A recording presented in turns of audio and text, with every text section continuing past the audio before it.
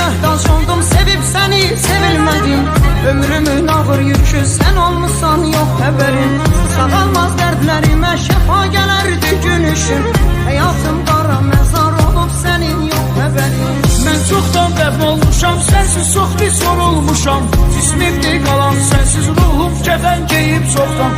Sənin soyuq qəlbinlə necə yanıb kül olmuşam. Viranə olub bitdim, sağalmaz dərdə düşarım. Canımı yandırsan da külüm sənə divanədir. Dağılmış köçəm sənsiz, qəlbim sənsiz döyünmür ki. Əlimi açıb dedim, sil onu qəlbimdən xüda. Sən mənim həyatımı sərsərə tənqidlənmirsən. Bacaram bir ürək, nə səninlə nə də sənsiz.